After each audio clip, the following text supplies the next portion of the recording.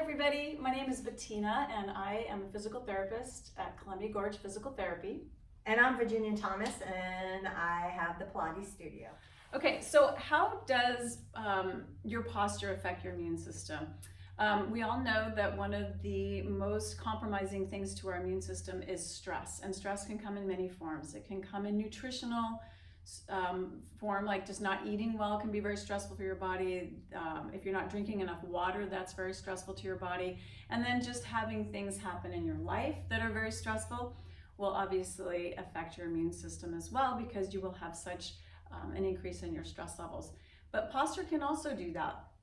So for a couple different reasons. So when you're in that upper cross syndrome or forward head position, you're getting a lot of compressive forces in the front. So in this position, your lungs will not be able to function as well as they could if you were more upright. Okay, so it's very difficult to take a deep breath when you're compressed like that. So being upright is going to make you breathe better or allow you to breathe better. Also, when you're in that forward position rounded, you're getting a lot of compression to your digestive system, which is going to compromise how well you digest your food. It's also compressing organs in that area, so they will not function as well as they could. And all of that together is definitely going to have a negative effect on your immune system. So posture is really important for making you or allowing you to feel better throughout the day, but it will have a huge effect on how well your immune system is going to be functioning.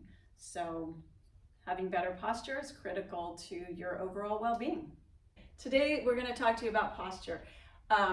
And the reason we're talking to you about posture is not only because it helps you move more efficiently throughout the day and feel better, but it also helps to build your immune system. The syndrome that we're going to talk about is called upper cross syndrome, also known as forward head positioning. And I'll kind of demonstrate it with Virginia. And you might know this posture or see people that are using this posture, and we are going to help you get rid of it, okay? So go ahead and go into the posture. Okay, so basically forward head posture is when your upper back is rounded, so you're in that slouched forward position, your head is jetting out forward, and what that does is it rounds the upper back, puts a lot of stress in that mid-back area. It tightens the chest muscles, it gives you a lot of tightness and compression at the base of the skull and the upper or the suboccipital muscles.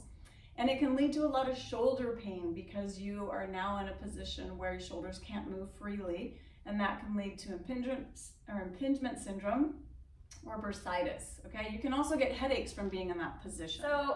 So the first thing we're going to talk about is kind of what muscles are involved and how we're going to go about treating this. Okay, so the muscles in the front, the pecs and the chest, are going to become very tight. So those are the muscles that we're going to want to stretch, okay? And the muscles in the back are being stretched, and that is weakening them. So we are going to want to strengthen those muscles so she can stand up nice and tall, okay? The other muscles that we're going to work on stretching are the upper traps, which are up here, and the levator scapula, which goes from the base of the skull down to the top of the shoulder blade, okay? And then the last muscle group that we're going to talk about as far as strengthening are the deep neck flexors. And those are going to help kind of keep your head in a better position when you are working at your computer or doing any activity. Okay, so we're going to do 2 exercises in this position that are going to help correct your head position. The first thing we have to do is stretch the suboccipital muscles and kind of teach your body the movement of what we call cervical retraction or chin tuck. And that is basically to help get your chin out of this position or your head out of this position and get you a little bit more like this, where your ears actually shift back over towards your shoulders.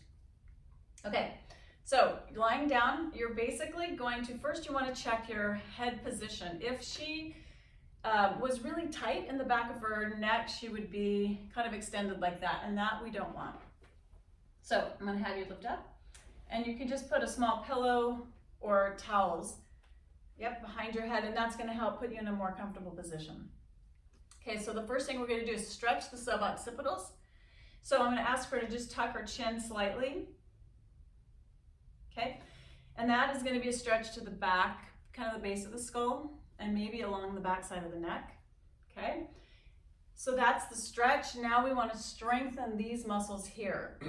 So if you are struggling with kind of doing just this little chin tuck, then you might need to stay there for a while, maybe a week of working on that, and then you can progress to this next one.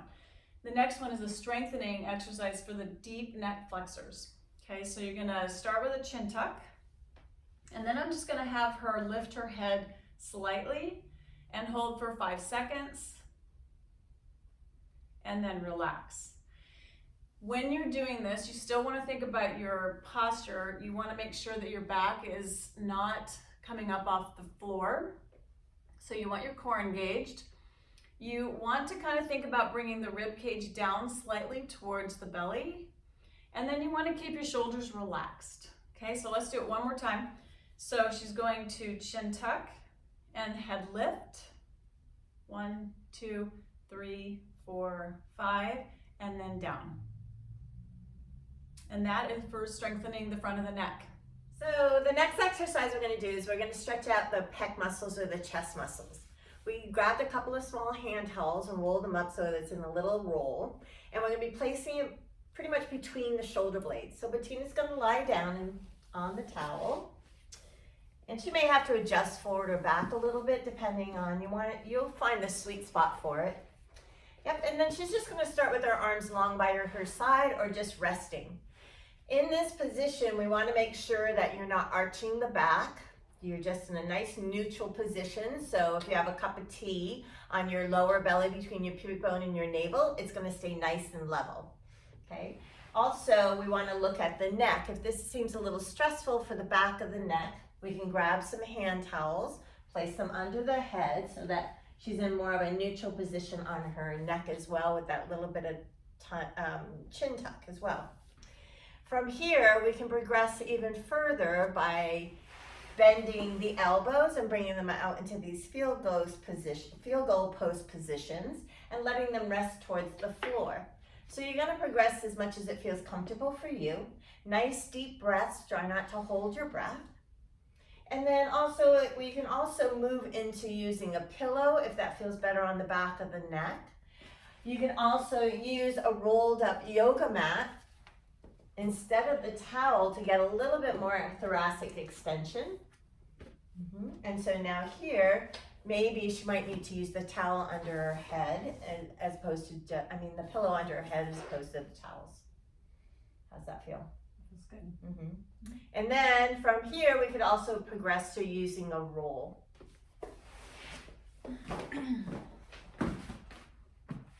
This one I'd probably... Yeah, this one I would put your hands behind your head to support your head and neck because you're probably not going to be able to go all the way to the floor. But again, you're just trying to open up through chest muscles. Nice deep breaths, letting yourself just kind of settle into it. There you go. And I would say hold it for about 30 seconds if you can, but start where you can, right? Okay, another way to stretch the pecs or the chest muscles would be to use a foam roller. We had you using something like this, either towels, blankets, or you can use your yoga mat. The foam roller is kind of a step up from that, but it works really well if you can tolerate it. So I'm gonna have you go ahead and lie back. When you're lying on the foam roller, you want to make sure that your head is completely supported and that your tailbone is completely supported. So let's start with the low back. Again, you don't want to be arched up off of the foam roller. Okay, so you're gonna engage the core. Rib cage comes down just a little bit and you're just kind of creating enough tension to get a little bit of pressure in the foam roller in your low back area. Shoulders are down and relaxed, and your head should be resting in neutral, so you shouldn't be extending back.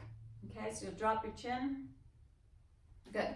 Okay, so now in this position, once your posture is all correct, you're going to take your arms and go back into that goalpost position. Good. And you're just going to relax, so you don't want to feel like you're tensing or shrugging. Okay, you're just letting the arms rest like that. Hands can fall back, and the stretch is going to be across the chest. You can also take your hands up overhead, still maintaining this position here where you're engaged at the core. Chin is slightly tucked, and now we're stretching more of the lats which can also help correct your posture. Okay, there are 2 more stretches that we want you to work on. One is to stretch the upper trap, which is just right up above the shoulder, goes up into the base of the skull. And then the other one is the levator scapula, and that one is going to go from the base of the skull back up here all the way to the top of the shoulder blade. Okay, so you can do these at your desk, which is great. So it would be good to incorporate these throughout your day. Okay, the first one, you're going to hold onto the chair on the side. Sorry, over here. You're going to hold the chair. So that's your anchor. Then you're going to put your hand on top of your head, and your hand is a guide. You're not pulling on your head. You're just kind of guiding it. And you're just going to gently take it to the side. You're going to feel a stretch that goes from probably the base of the skull down to the shoulder. You can also drop your chin just slightly, and that's going to change it a little bit, but you're also going to still feel it right up in here. Okay, then the next one, if you're staying on this side, you're going to bring this arm up, and you're going to reach back towards your shoulder blade if you can, or at least the top of the shoulder. And then you're going to do the same thing. Use your hand as a guide, and you can drop your chin just a little bit. Yep, and you're just going to feel a stretch. This time it's going to be in the neck, same kind of area, but it's going to move to the back just a little bit. And you might even feel it on the top of your shoulder blade. Each of these stretches you would probably want to hold for about 15 to 20 seconds, and maybe do that 3 or 4 times. So the next exercise we're going to do is going to help strengthen these upper back muscles so that she's not in that rounded shoulder position. We want to try to strengthen the muscles between the shoulder blades so that they draw the shoulder blades back and lengthen her nice and tall there. So we're using a band. If you don't have one, we will show you other exercises where you can do it without a band, or if you'd like to purchase a band, you can get it through the Columbia Gorge Physical Therapy. So the first one is going to be a row. She's going to let her arms go long to start. She's in a nice tall posture. Her head isn't forward. She's drawing her head back so her ear aligns over her shoulder. Her ribs are just kind of melting down the front of her body. She's going to take in a nice inhale to start. And then as she exhales, she's pulling her elbows back as she draws her shoulder blades towards her spine. She'll inhale, let her arms go long again. Belly deep in, she's going to exhale. She's retracting the shoulders towards the spine. And then she's releasing her arms long. And doing, 5 to 10, whatever feels comfortable. Mm-hmm.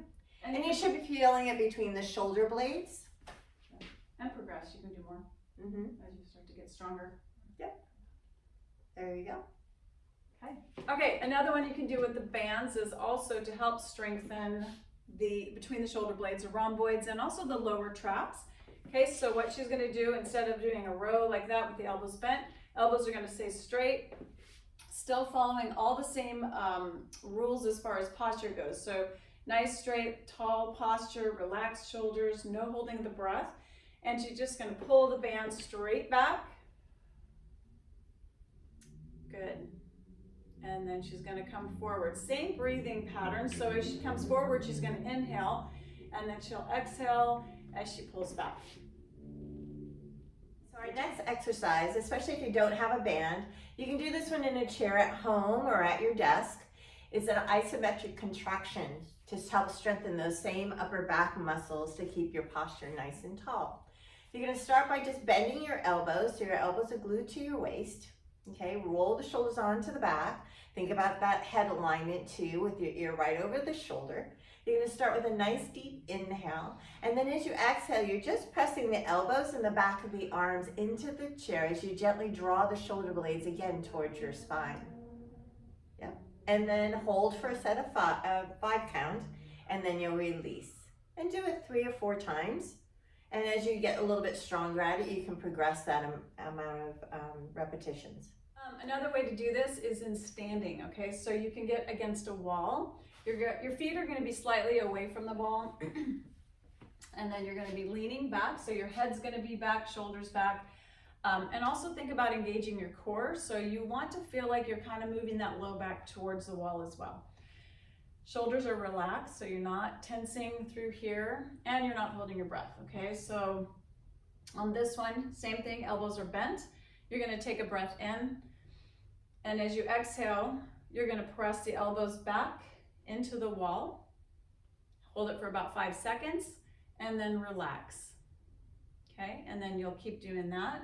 Inhale, and then exhale and press into the wall. You want to feel like you're working the muscles between the shoulder blades, and then relax. So in closing, we just hope that all these exercises and stretches that we've given you today help make you feel better, help you with your posture and your daily activities. If you have any questions, feel free to call Bettina at Columbia Gorge Physical Therapy or myself at the Pilates Studio. Hope you have a good day. Thank you. Thanks, you guys.